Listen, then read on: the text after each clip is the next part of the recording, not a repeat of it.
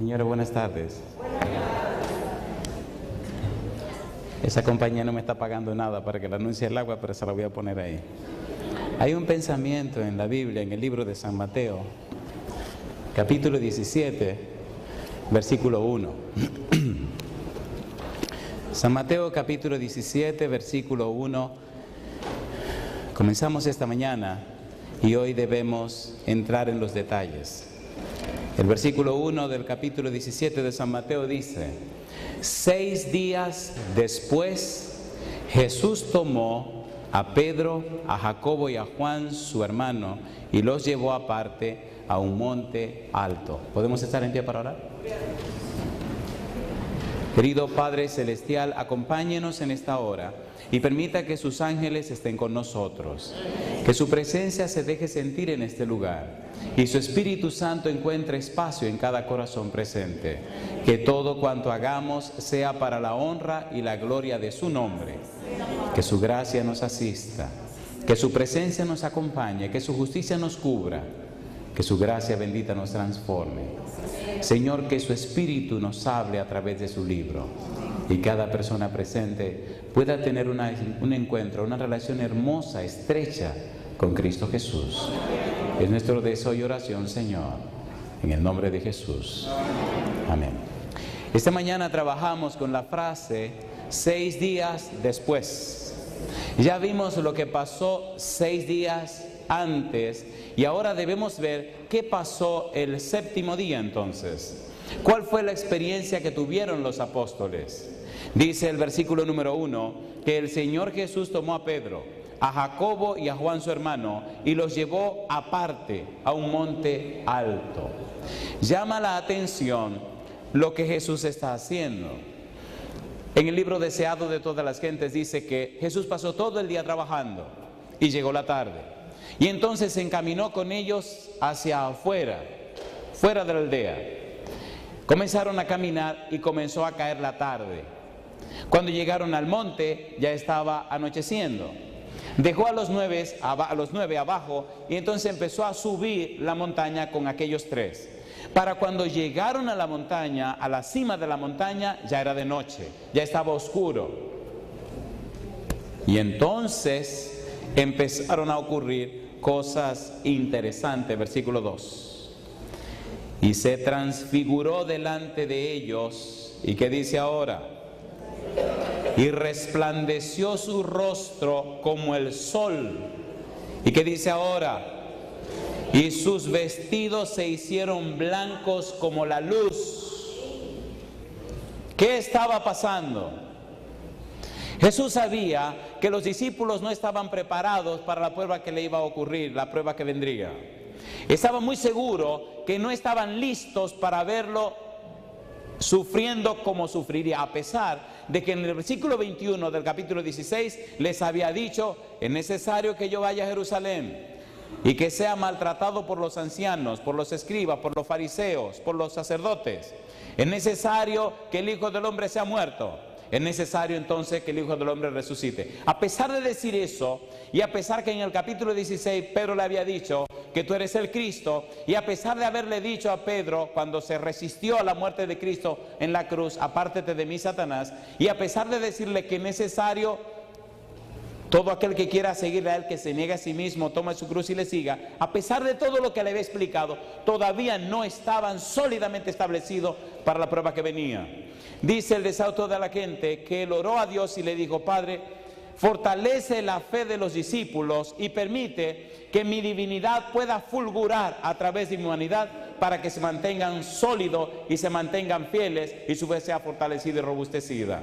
6 días de preparación para un evento extraordinario.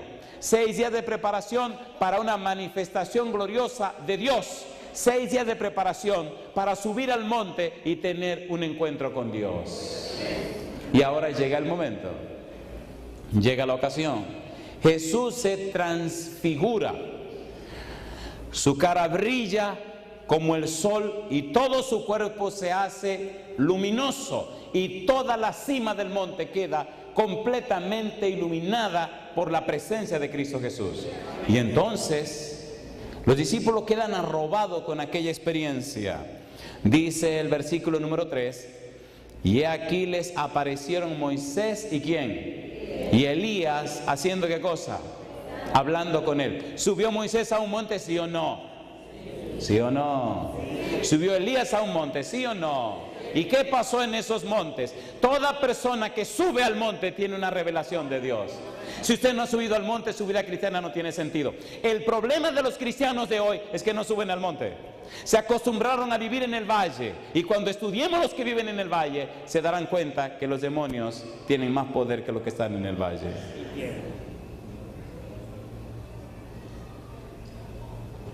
Tenemos que subir al monte.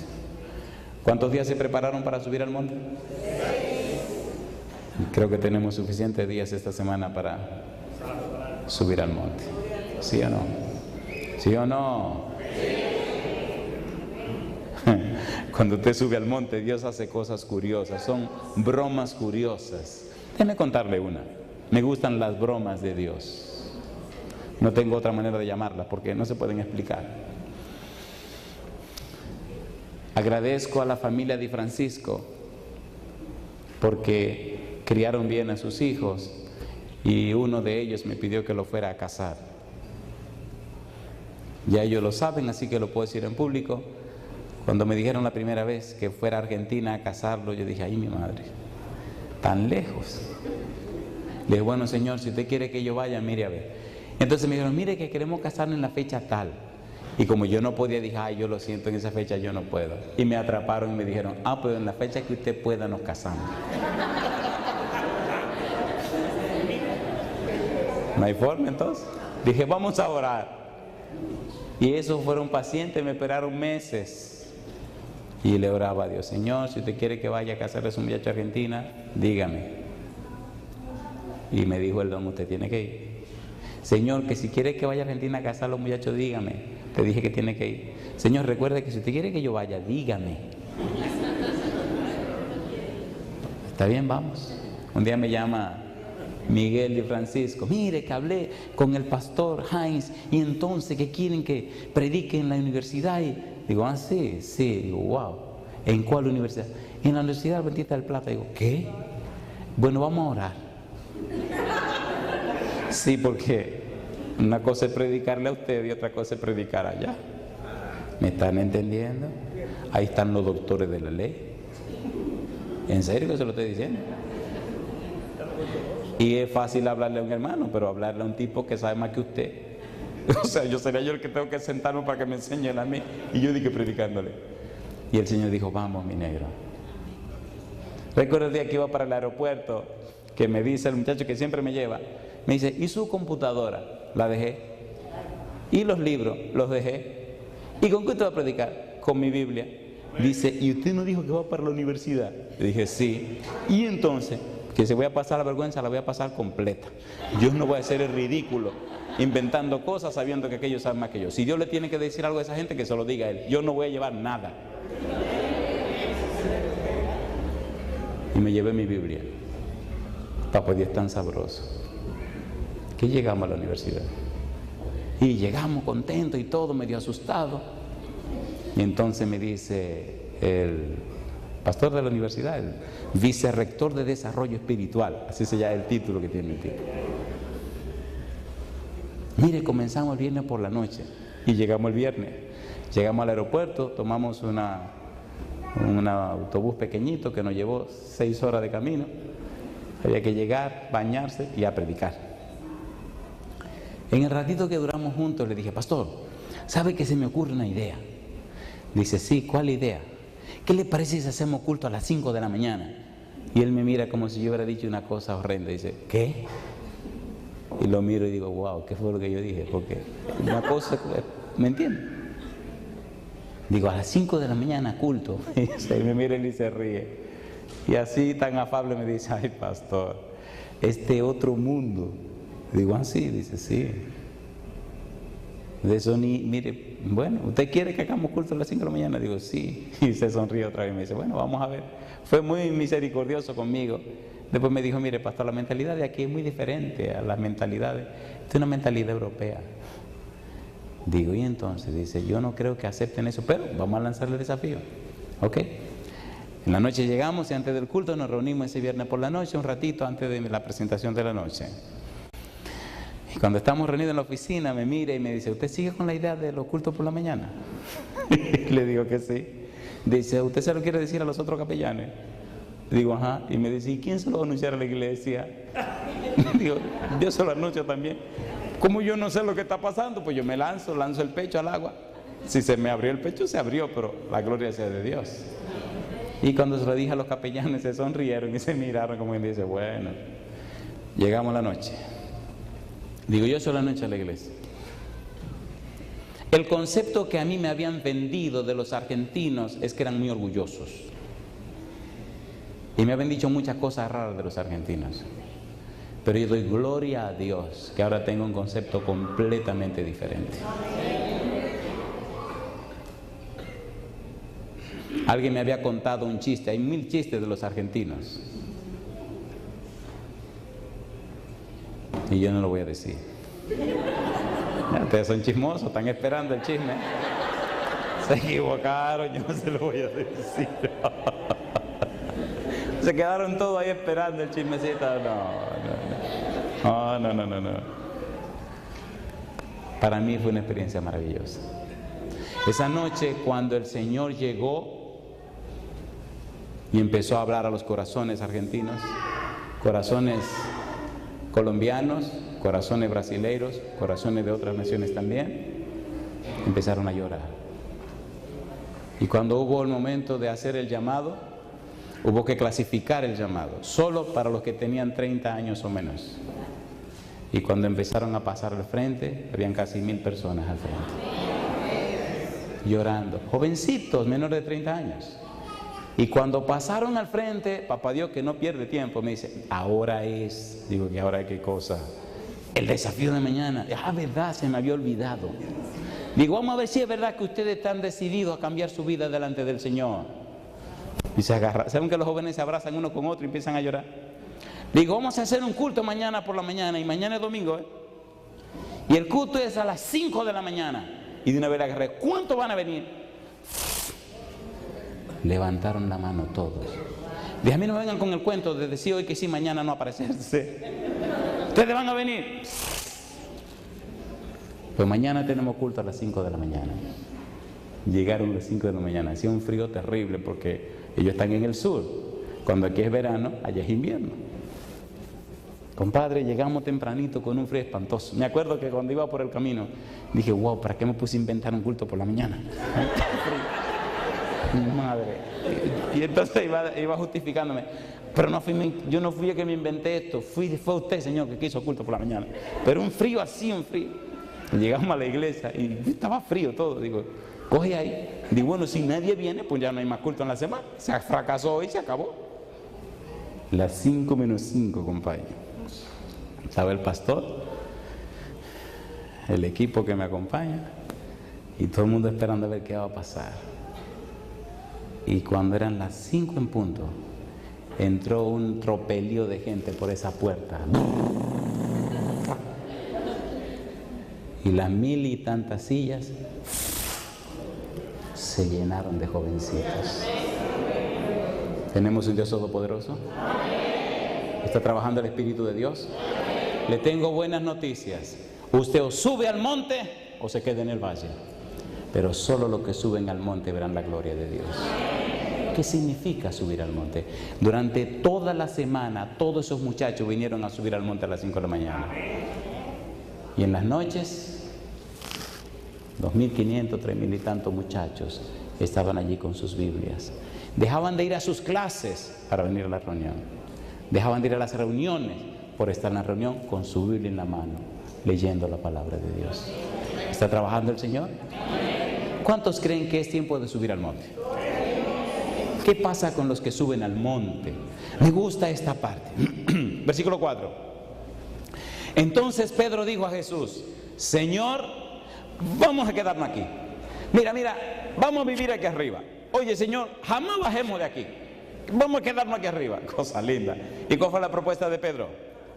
Señor, bueno es para nosotros que estemos aquí. ¿Qué cosa dice él? Bueno es para nosotros, ¿qué cosa? Que estemos aquí. ¿Es lindo subir al monte? ¿Sí o no? ¿Es lindo ver a Cristo glorificado? ¿Es lindo tener visión celestial? ¿Es lindo escuchar la voz de Dios? Es bueno que nos quedemos aquí. Cosa linda. Vamos a vivir aquí arriba. ¿Cuántos quisieran subir al monte Sión pronto cuando Cristo venga? El Señor viene pronto. Tenemos que aprender a vivir el cielo ahora en la tierra. Si usted aprende a subir al monte ahora, cuando suba a la Canaán celestial, no será nada nuevo, porque usted está acostumbrado a vivir ahí arriba ya. Bueno es que estemos aquí. Bueno es estar en la presencia de Dios. ¿Le gustaba a Moisés subir al monte? ¿Sí o no? Le gustaba tanto que subió 2 veces y se quedó 40 días. Ni hambre le dio. ¿O no?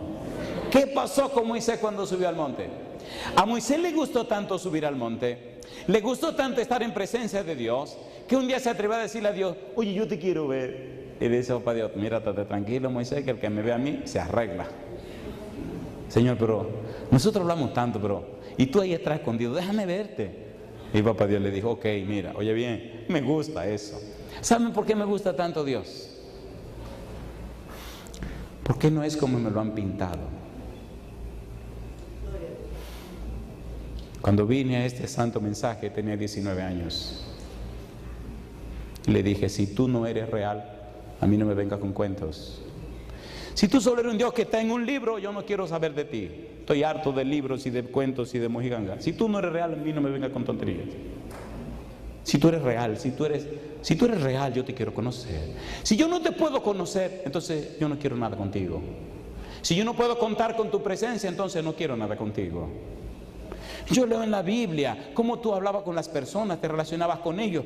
Yo veo que eres un Dios personal, un Dios amoroso, tierno, cariñoso, un Dios que perdona al pecador, que al que se cae lo levanta, un Dios que cubre y protege a su pueblo, un Dios real, un Dios que funciona. Yo quiero verte funcionar en mi vida.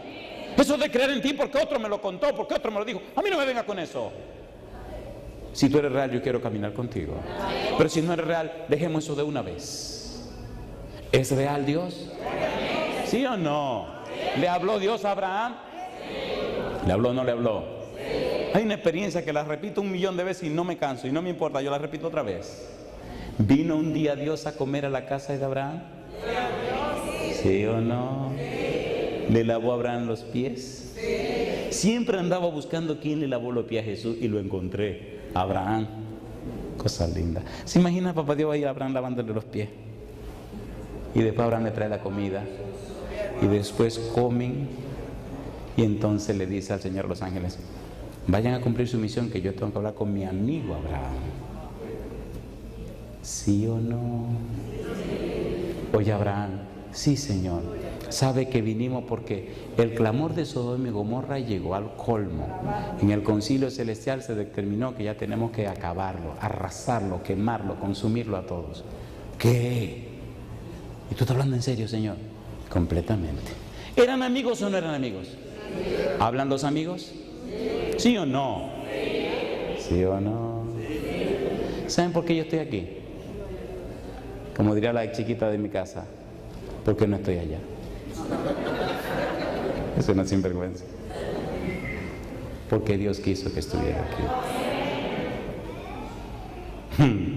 Yo debería estar esta semana en un resort en mi país, en una semana de mis vacaciones, o en McAllen con unos amigos, o en Puerto Rico, como dice mi esposa, con los pies para arriba. Dijo: no, tú tienes que ir a Nueva York. Estoy feliz de estar aquí. ¿Es real nuestro Dios? Y le dice Dios: sí, lo vamos a arrasar. Y entonces le dice a Abraham: y el juez de todo el universo va a matar al justo con el injusto. Y entonces Abraham le aconseja a Dios: tú no puedes hacer eso, Señor. Y si se parecen 50 justos, ¿qué tú vas a hacer? Mira, los perdono. ¿Empezó Abraham a interceder por Sodoma y Gomorra? Sí. ¿Empezó Dios a aceptar la intercesión de Abraham? Sí. ¿Podemos nosotros interceder por un mundo que está lleno de pecado y de maldad? Entonces, ¿por qué no lo hacemos? En lugar de estar diciendo que son malos, que son pecadores, que son lujuriosos, ore por esa gente. Interceda por ellos. que la prostitución, que el adulterio, que la fornicación. ¿A usted qué le importa? Ore por ellos, clame por ellos, pida por ellos, predíquele a ellos. ¿Sí o no? Si cayó, ayúdelo a levantarse. Si pecó, pida a Dios que tenga misericordia, ¿o no? Pero ¿qué es lo que hacemos? El chisme. Y le acabamos la vida. Y el poco interés que tenía, se lo acabamos también. Yo le dije que yo no vine a entretenerlo, yo le voy a hablar claro. Y usted toma una de dos cosas. Usted o se arrepiente y cambia, o se arrepiente y cambia. Si yo no voy a que nadie se pierda, no. Yo no soy predicador de perdición. No hay un evangelio de perdición, a mí no me venga con eso. ¿Se acuerdan la parábola del capítulo 15 de San Lucas? 3 parábolas. ¿Cuál de los 3 se perdió? Ninguno. Cristo no habla de perdición, Él no tiene evangelio de perdición. ¿O no? Y mi Dios es todopoderoso y el suyo también. Olvídese que usted no se va a perder, por más que se quiera zafar. Había un señor una vez que decía: yo no quería venir aquí. Ese era el día de su bautismo, con la bata puesta, dando su testimonio. Y decía así como medio molesto: yo no quería venir aquí. Y yo dije: bueno, ¿y a qué vino? Pero mi mamá me invitó y vine la primera noche. Y toda la noche decía: yo no voy hoy, yo no voy. Y cuando venía a ver, ya estaba en la iglesia. Y cuando él hablaba de bautizar, decía: yo jamás me voy a bautizar, yo no me voy a bautizar. Y un día me vi al frente de que llorando. Y Miriam me quiere que me van a bautizar. Y llorando decía: yo no sé si me voy a bautizar. Digo: que no te va a bautizar, deja que te llegue el nombre, te voy a meter allá adentro, muchacho. Y lo bautizamos. Ahora es anciano de iglesia. Y me dice: pastor, era bravo el diablo que no me quería dejar bautizar. Digo: más bravo es Jesús que lo venció. Subió Moisés al monte. ¿Qué pasó con el rostro de Moisés por subir al monte? ¿Le dijo o no le dijo Dios a Moisés? Está bien, mira, me gusta esa conversación entre esos dos. Óyeme bien, Moisés, ponte atrás de esa piedra. Pero mira, estate tranquilo. Tú ves este hueco que hay aquí, sí, yo voy a poner la mano ahí para que tú no me veas. Cuando yo pase, Moisés, voy a dejar que me veas la espalda. Porque si me ve, te muere. Está bien, cosa rica, está bien, Señor, como tú quieras, pero déjame ver. Cuando el Señor pasó, que retiró su mano, ¿lo vio o no lo vio? Entonces yo le hago una pregunta: ¿es un Dios sabroso, lindo que tenemos, sí o no? ¿Sí o no? ¿No era la curiosidad de Moisés verlo? ¿Se dejó ver? ¿Se dejó ver o no se dejó ver? ¿Cómo es el Dios que usted cree? Escúcheme bien lo que le voy a decir ahora. Hay dos cosas claras en la vida de un ser humano. ¿Qué concepto tiene usted acerca del pecado? ¿Y cómo es el Dios que usted cree? Esas dos cosas definen su vida, definen su estilo de vida, definen su cultura de pensamiento, definen su idiosincrasia, definen su razón de ser y definen su salvación. ¿Cómo es el Dios que usted cree? Y usted me dirá: pastor, ¿y cómo puedo saber? Mírese usted mismo. ¿Qué concepto tiene de lo que es el pecado? ¿Y qué concepto tiene de Dios?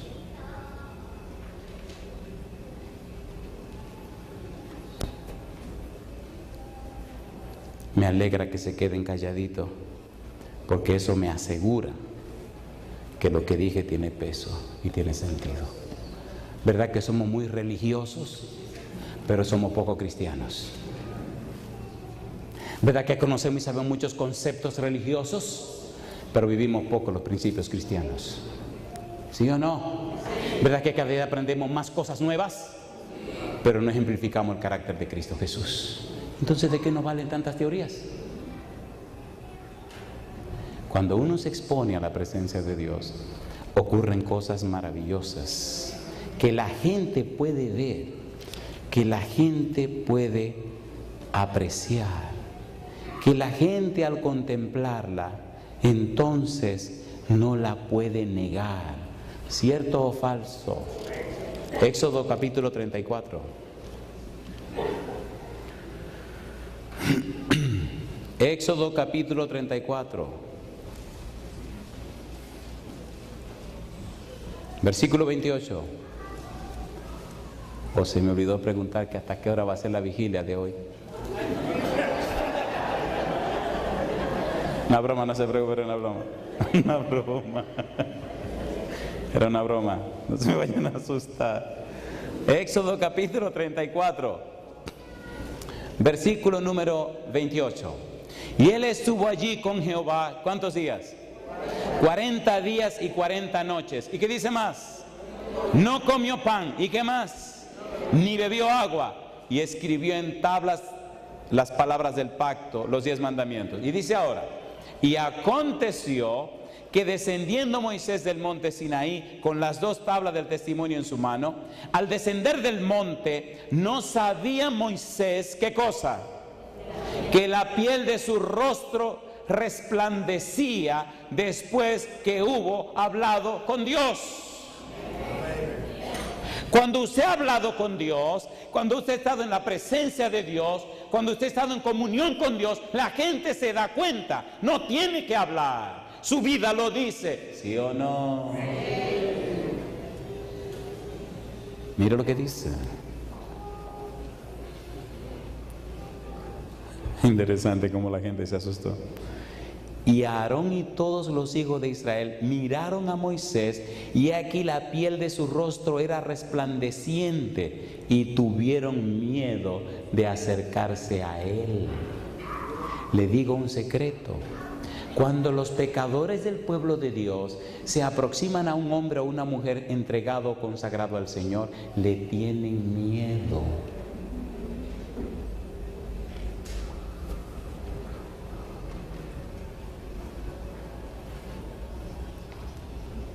Dice la palabra de Dios. Entonces Moisés los llamó, y Aarón y todos los príncipes de la congregación volvieron a él, y Moisés les habló. Después se acercaron todos los hijos de Israel, a los cuales mandó todo lo que Jehová le había dicho en el monte Sinaí. ¿Y qué dice ahora? Y cuando acabó Moisés de hablar con ellos, puso un velo sobre su rostro. Cuando venía Moisés delante de Jehová para hablar con él, se quitaba el velo hasta que salía, y saliendo decía a los hijos de Israel lo que le era mandado. Y al mirar los hijos de Israel el rostro de Moisés, veían que la piel de su rostro era resplandeciente, y volvía Moisés a poner el velo sobre su rostro hasta que entraba a hablar con Dios. Se ve en la cara, en el rostro, en la vida de las personas si han estado en presencia de Dios, ¿sí o no? ¿Le gustaría subir al monte a usted?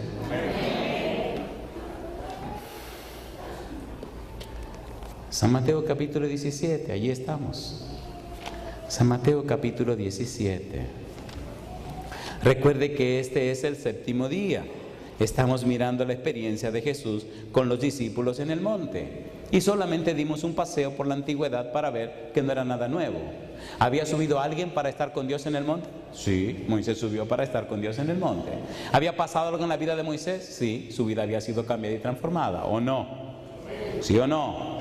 Toda persona que sube al monte para estar con Dios, su vida es cambiada. Toda persona que sube al monte para estar con Dios, Dios lo convierte en un instrumento de guerra. ¿Instrumento de qué? De guerra. Y mire ahora, capítulo 17, versículo número 5. Y esta es la parte que más me apasiona.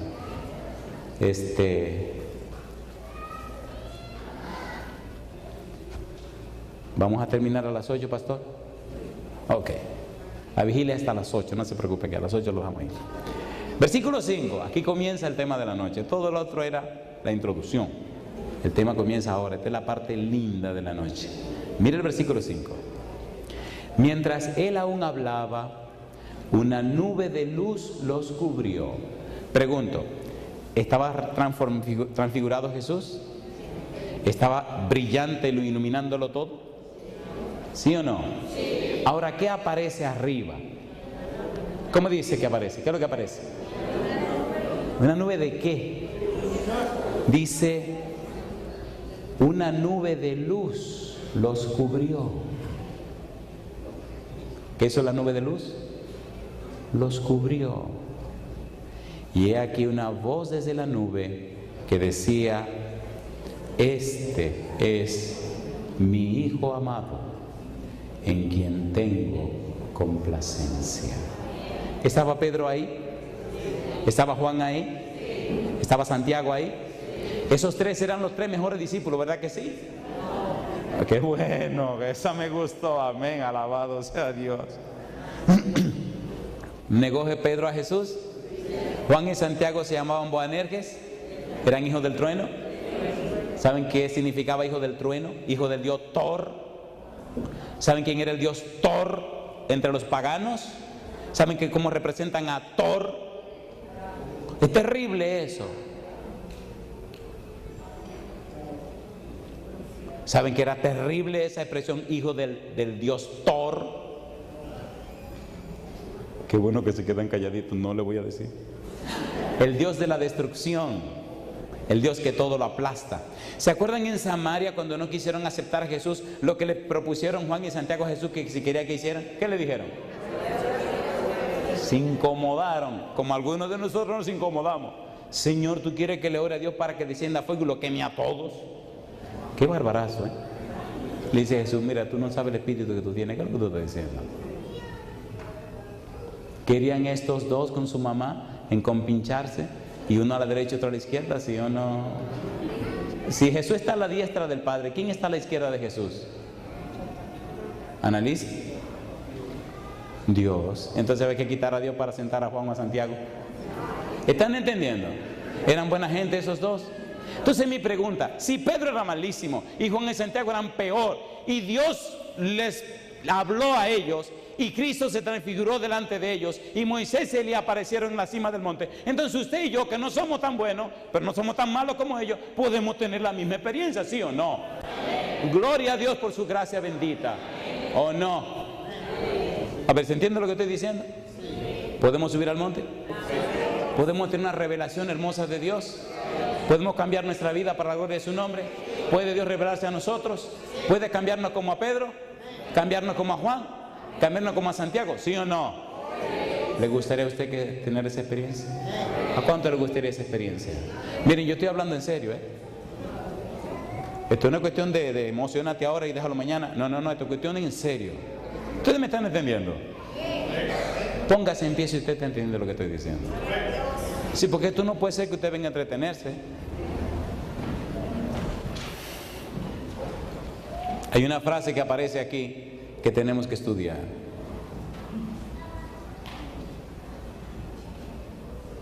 Dice la frase: este es mi Hijo amado, en quien tengo complacencia. A Él oye. Pregúntese por un momento: ¿cómo es posible que el Dios omnisciente, que todo lo sabe, escoja solamente una frase para hablar de su Hijo, y porque la misma frase la repite otra vez? San Mateo capítulo 3, versículo 17. Mateo 3, 17. ¿Se acuerdan cuando bautizaron a Jesús? ¿Se acuerdan esa voz que habló? Versículo 17, esa voz que habló. Dice el verso 17: y hubo una voz de los cielos que decía, ¿qué dijo? ¿La misma frase? ¿Es que Dios no sabe más Biblia? ¿Es lo único que Él se sabe? ¿Por qué usa la misma frase? ¿Por qué y qué quiere Dios con la misma frase? ¿Qué es lo que quiere significar? Ustedes recuerdan que cuando Dios usa esa frase, el capítulo 4, versículo 1 comienza diciendo que entonces Jesús fue llevado por el Espíritu al desierto para ser tentado por el diablo. ¿Oyó Satanás la voz cuando Cristo fue bautizado? Sí. Y cuando Cristo llega al desierto para ser tentado, ¿cómo empieza la tentación de Satanás? Si eres el Hijo de Dios, ¿sí o no? Pero lo había dicho Dios, ¿sí o no? ¿Sí o no? ¿Era Cristo el Hijo de Dios, sí o no?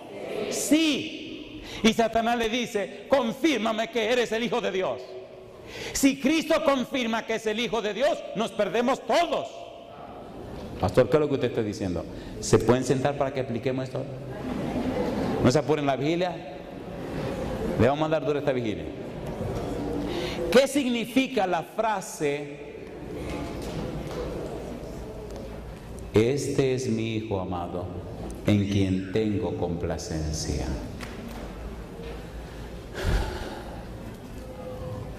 Salmos capítulo 2, versículo 7. Salmos 2, 7. Me gusta porque Mateo presenta todo en perspectiva. Y Mateo sabiamente plantea toda la estructura de su libro para dejar bien claro que Jesús es el Mesías. Más de 60 profecías del Antiguo Testamento son aplicadas y usadas en su Evangelio para mostrar y demostrar que Jesús es el Mesías. Salmos capítulo 2, versículo 7, ¿cómo dice? Yo publicaré el decreto, Jehová me ha dicho, ¿qué cosa? Mi hijo eres tú, yo te engendré hoy. ¿Qué cosa publicó? Un decreto. ¿Qué es un decreto? ¿Quiénes dan decreto? Los reyes, los presidentes. ¿Cuál fue el decreto que Dios dio? Que el Mesías sería decretado, sería llamado su hijo. Ahora, ¿quién es este Mesías? Oigan, ¿podemos tomarnos un ratito para entender esto? Esto es clave para subir al monte. Si usted no entiende esto, sube al monte y se queda allí perdido sin saber lo que está pasando. Tiene que entender lo que Dios le va a decir arriba en el monte. Mire qué cosa linda. Salmos capítulo 2, versículo 1. ¿Por qué se amotinan las gentes y los pueblos piensan cosas vanas? Se levantarán reyes de la tierra y príncipes consultarán unidos. ¿Contra quién dice? Contra Jehová. ¿Y contra quién más? Y contra su Mesías y contra su Cristo, contra su ungido. Dice que ellos dirán: rompamos sus ligaduras y echemos de nosotros sus cuerdas. Es decir, los grandes de la tierra dirán: no queremos nada que ver con Jehová y no queremos tener en cuenta para nada al Mesías. No nos importan. ¿Y no lo que dicen los grandes de la tierra también hoy? ¿Sí o no? Y dice ahora el salmista: el que mora en los cielos se reirá, el Señor se burlará de ellos, luego hablará a ellos en su furor y los turbará con su ira. Pero yo he puesto mi rey sobre Sión, mi santo monte. Y ahora dice Jehová: yo publicaré el decreto. Jehová me ha dicho: mi hijo eres tú, yo te engendré hoy. Y dice: pídeme y te daré por herencia las naciones, y como posesión tuya los confines de la tierra. Los quebrantarás con vara de hierro, como vasija de alfarero los desmenuzarás. ¿A quiénes? A los reyes de la tierra. Ahora pues, oh reyes, sed prudentes, admitid amonestación, jueces de la tierra. Servid a Jehová con temor y alegraos con temblor. Honrad al Hijo, para que no se enoje y perezcáis en el camino, pues se inflama de pronto su ira. Bienaventurados todos los que en él confían. ¿Sabía Satanás ese salmo? ¿Sabía Satanás que Cristo era el Mesías todopoderoso? ¿Sabía Satanás que Cristo era Dios que se hizo hombre? ¿Sí o no? ¿Sabía Satanás que Cristo era el admirable consejero, Dios fuerte, Padre eterno, príncipe de paz, de Isaías 6:9? Sí, Señor, de Isaías 9:6. ¿Sabía que era ese Emmanuel, Isaías 7:14, que había venido para hacerse un hombre? Sí. ¿Sabía Satanás quién era Jesús? Sí sabía. Entonces Satanás dice: bueno, la primera frase de lo que Jehová dice me conviene que Cristo demuestre para que la gente se pierda. Escuche por favor: este es mi Hijo amado. Significa, este es Dios con nosotros. Significa, este es el admirable consejero, Dios fuerte, Padre eterno, príncipe de paz. Significa, este es Dios que se está haciendo un hombre. Este es el creador de todo el universo. Este es el verbo que se hace carne. Este es la razón de ser de todo lo que existe. Este es el que sustenta y sostiene el universo. Este es el soberano de todo. Satanás sabe eso. Y Satanás dice, si yo logro que él demuestre que es eso, entonces no es lo otro y por tanto la gente se pierde. Y lo lindo viene ahora, que Cristo, sabiendo quién era, decidió mostrar lo que había venido a hacer. La segunda parte del versículo. A ver, por favor, ¿verdad que se entiende lo primero? ¿Sí o no? ¿Podemos pasar a la segunda parte de la frase? Si usted tiene un soberano como Jesús, un Dios todopoderoso, creador del universo, el que sustenta y sostiene todo, ¿por qué tanto temor? ¿Saben por qué? Porque usted no subió al monte. Estábamos en una reunión en una de nuestras iglesias, se llama Silent Spring. Y en esa reunión empezó a sonar la sirena.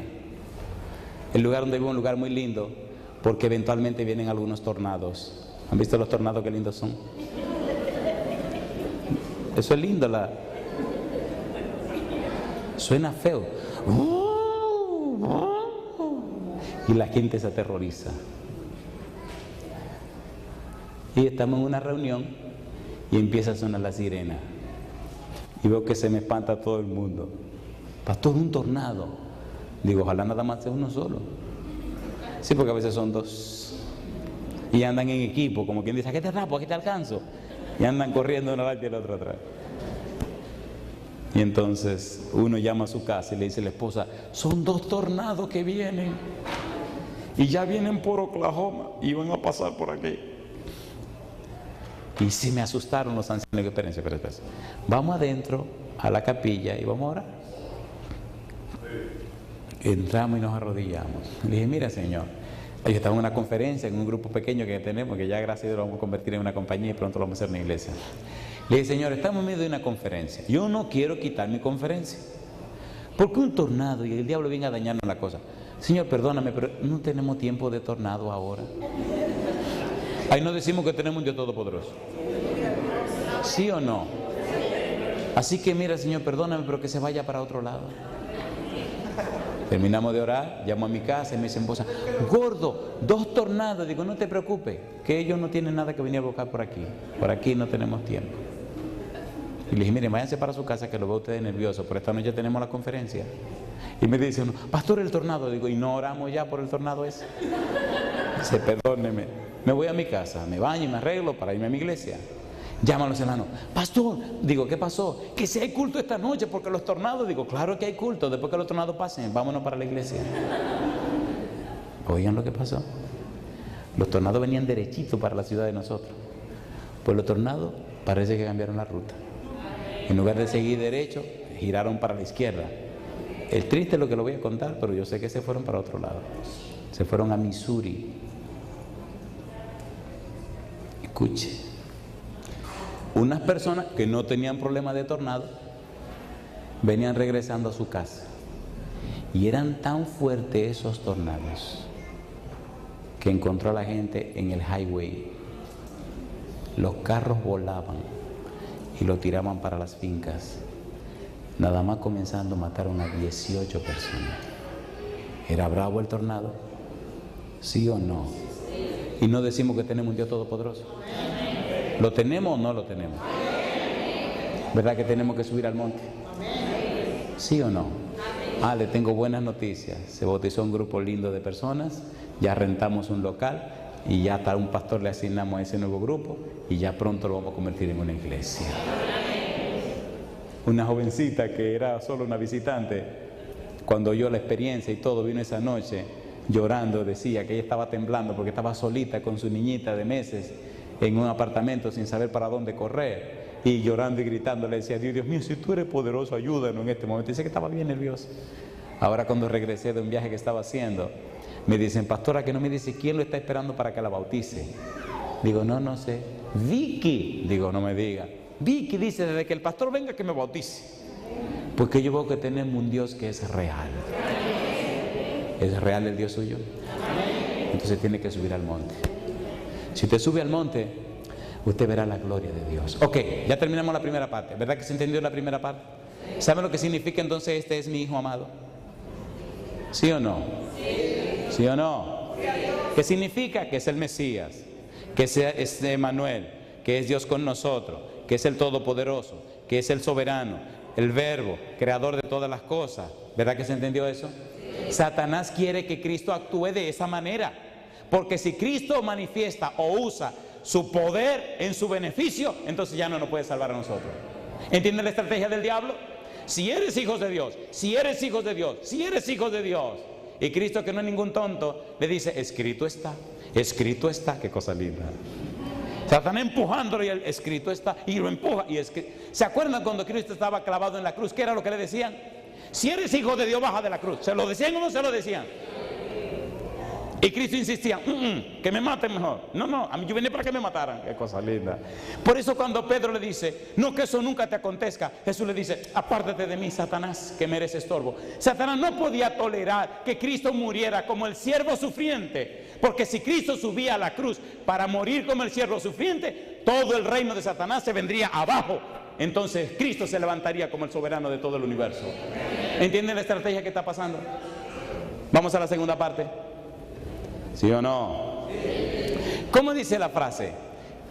Este es mi Hijo amado, en el cual tengo complacencia, contentamiento. Mire qué lindo, Isaías 42. Mire qué cosa rica.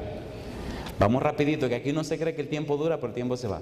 Isaías 42, 1 al 4. Recuerde que estamos arriba en el monte con Jesús. Estamos estudiando la frase de Dios. Isaías 42, 1 dice, he aquí mi siervo. ¿Quién dice? Mi siervo. Yo le sostendré, mi escogido. ¿Qué dice ahora? En quien mi alma tiene contentamiento. ¿Quién está hablando? Dios. ¿Acerca de quién está hablando? De Jesús. Alabado sea el nombre de Dios. ¿Y qué dice que hará ese siervo? He puesto sobre él mi espíritu, él traerá justicia a las naciones, no gritará, ni alzará su voz, ni la hará oír en las calles, no quebrará la caña cascada, ni apagará el pabilo que humeare, por medio de la verdad traerá justicia, no se cansará, ni desmayará, hasta que establezca en la tierra justicia, y las costas esperarán su ley.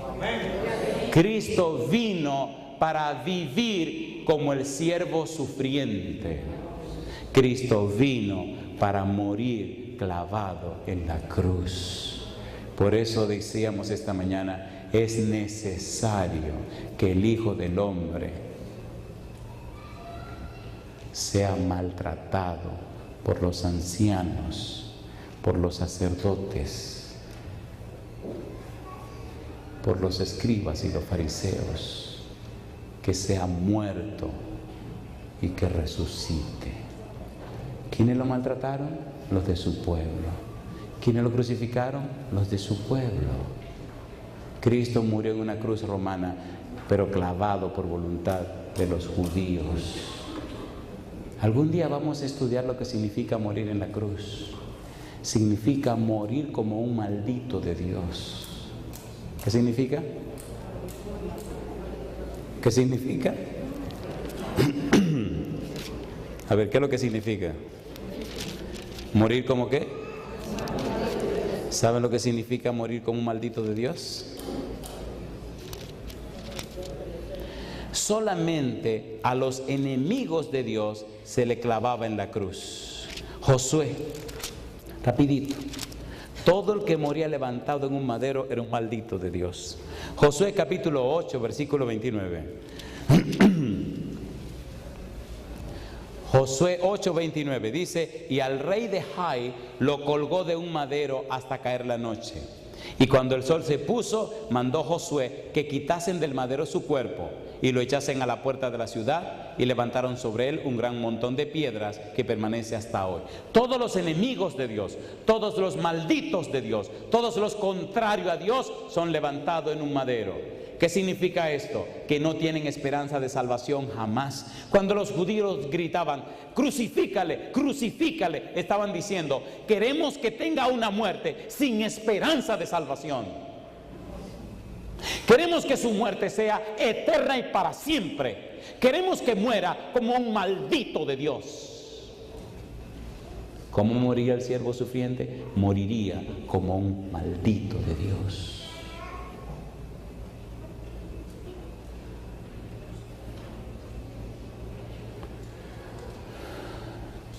¿Somos seres privilegiados, sí o no? Mire lo que dice más adelante Josué, capítulo 10, versículo 26. Y después de esto Josué los hirió y los mató y los hizo colgar en 5 maderos y quedaron colgados en los maderos hasta caer la noche. Y cuando el sol se iba a poner, mandó Josué que los quitasen de los maderos y los echasen en la cueva donde se habían escondido, y pusieron grandes piedras a la entrada de la cueva, las cuales permanecen hasta hoy. ¿Murió Cristo como un maldito de Dios? Sí. Al que no conoció pecado, por nosotros lo hizo pecado. La paga del pecado es, ¿por cuánto tiempo? Muerte eterna, muerte para siempre. ¿Murió Cristo esa muerte por nosotros? ¿Se entiende el valor de la frase que usó Dios en el monte? Las personas que suben al monte para estar con Jesús entienden fundamentalmente 2 cosas. Primero, que Jesús es un Salvador todopoderoso, que para Jesús nada es imposible. Entienden que todo lo puedo en Cristo que me fortalece. Entienden que Cristo es Dios que se hizo hombre. Entienden que deben vivir en la presencia del Padre. Entienden el mensaje del Padre, porque el Evangelio es de Dios. El Evangelio no es un concepto, no es una doctrina. El Evangelio es una persona que es Dios mismo, que se hace hombre. ¿Sí o no? El Evangelio sale de la boca de Dios. Este es mi Hijo amado. Este es Emmanuel, este es Dios con ustedes, este es el Todopoderoso Creador, este es el Verbo de Dios, esta es la razón de ser del universo, es el que creó todo, es el que sustenta y sostiene todo. Entiéndanme, dice Dios, ese es el Todopoderoso. Y número 2, es lo mejor que tengo para ustedes. Y ese Todopoderoso Dios, ahora por voluntad propia, se hace siervo sufriente para morir en el lugar de ustedes. ¿Merece Jesús nuestra vida? ¿Merece nuestro corazón? ¿Merece nuestra fidelidad? ¿Sí o no? Entonces, esto se entiende solamente cuando subimos al monte para estar con Jesús. ¿Le gustaría subir al monte? ¿Le gustaría quedarse en el monte? Recuerden lo que dijo Pedro: bueno es que nos quedemos aquí. ¿Se han dado cuenta que cuando uno está en la presencia de Dios, el tiempo se va y uno no se da cuenta? ¿Sí o no? Mi pregunta final: ¿le gustaría esta noche prepararse para subir al monte? ¿Cuánto le gustaría? Oigan, ¿le gustaría que no quedáramos en el monte? ¿Cuántos días se quedó Moisés arriba en el monte? Y un día a Moisés se le ocurrió morirse. Se le ocurrió a Moisés morirse. Ahí no, pero después se murió. A ver, le dijo: arréglate que te va a morir. Cuando Moisés se murió, imagina a papá Dios allá arriba, como, imagina a Jesús preguntándole: ¿qué le pasa, Señor? Como que me falta algo. ¿Qué le falta? Mi amigo Moisés. Oye, ve, búscamelo. Cosa rica, papá. Viene Jesús entonces: oye, Moisés, levántate. Se levanta Moisés, despierta. ¿Qué pasó? Vámonos para allá arriba, que mi papá quiere que vaya para allá arriba. ¿Y quién apareció? Satanás. Ese tipo es mío. Mire, usted se está tranquilo. Camina, Moisés, vámonos. Y cuando Moisés llegó allá arriba, me imagino a papá dándole un abrazo. Moisés, muchacho, cuánto que no te veía. Señor, ahora te puedo ver la cara. Claro, ven para acá. Y se abrazaron. Cuéntame. Y entonces le dice Moisés: no me dejaste entrar a Canaán. No, yo te tenía planeado en venirte para acá. Esta es la verdadera Canaán. Aquello va a pasar de moda. Esta es la que dura para siempre, Moisés. ¿Subió o no subió? Ahora está Jesús en el monte. Quiere fortalecer la fe de los discípulos. Y entonces papá Dios le dice a Moisés y le dice a Elías: vengan acá, tenemos que ir a la tierra, móntense ahí, vámonos. Cosa rica. Gabriel, maneja, vamos para allá. ¿Vinieron los 3 o no vinieron? ¿Sí o no? Estaba Moisés, estaba Elías y habló papá Dios. Vinieron en la misma nube. Deben ser ricas esas nubes. Yo siempre he dicho que cuando llegue al cielo quiero una nube aunque sea de medio uso. ¿No se han dado cuenta que Dios siempre se monta en nube? ¿O no? Dice que viene con las nubes.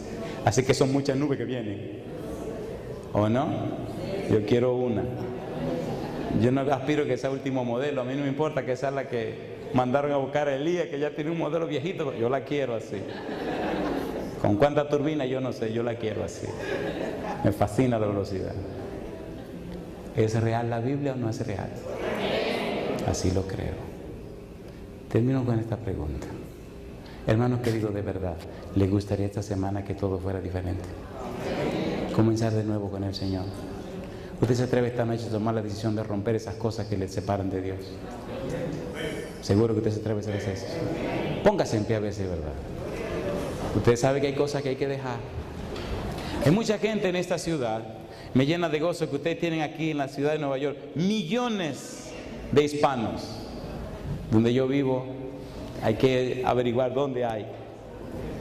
Ayer me llamó excitado, me llamó maravillado un laico voluntario que tengo en una ciudad que se llama Fayetteville. Pastor, digo, ¿qué le pasa a Sergio? Estoy emocionado. Digo, así se nota que está emocionado. No sabe lo que encontré. Digo, ¿qué fue lo que encontré? Un nido de hispanos. Digo, un nido de hispanos. Oiga, casi lo comparan con los ratones. Un nido de hispanos. Digo, ¿y dónde están? En Fayetteville. Digo, ¿qué fue lo que usted hizo? Le dije a mi esposa, hoy tenemos que hacer un trabajo de investigación. Muy así, muy, qué sé yo. Digo, ¿y qué fue que hicieron? Dice, llegamos y pregunté, ¿dónde tienen tiendas hispanas? Y me dijeron. Y fuimos y nos quedamos a la expectativa en el carro. Y entonces vimos un hispanito que iba con una cosa que compró. Y le caí atrás y le pregunté, oiga señor, me dijo, dígame, ¿quiere usted recibir conocimiento de la palabra de Dios? Y me contestó, no. Y entonces le dije, ¿sabe usted dónde viven los cristianos, los hispanos? Dice, sí, mire, la calle tal, vaya que ahí viven muchos. Entonces le regalé un libro y nos fuimos hacia allá. Y cuando llegué hacia allá, empecé a verlo y le dije a mi esposa, gloria a Dios, mira cómo se ven, todos son hispanos. Y entonces me le acerqué y le dije, ¿quieren ustedes el que les regale este libro? Claro que sí. ¿Les gustaría que lo visitáramos? Sí, señor. ¿Quieren que les explique la palabra de Dios? Claro que sí. Pastor, ya encontré el grupo de gente con la que voy a trabajar. Ahí es que vamos a hacer el grupo. Tenemos que rentarnos. Digo, espérese un momento, espérese. ¿Cómo vamos a rentar nada si no tiene a nadie?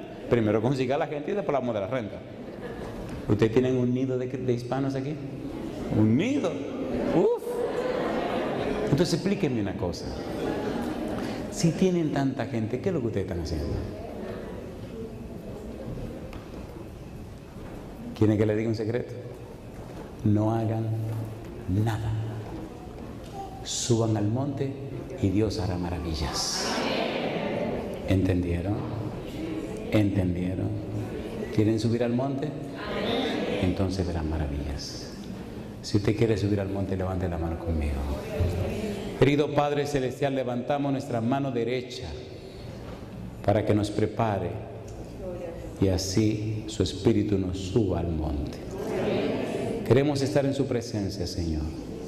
Queremos que nos habilite y capacite para subir al monte y que entonces nuestra vida, nuestra mente, nuestro corazón, nuestro ser, todo nuestro ser esté a su servicio, a su disposición. Queremos ser instrumentos del cielo para la salvación de muchos.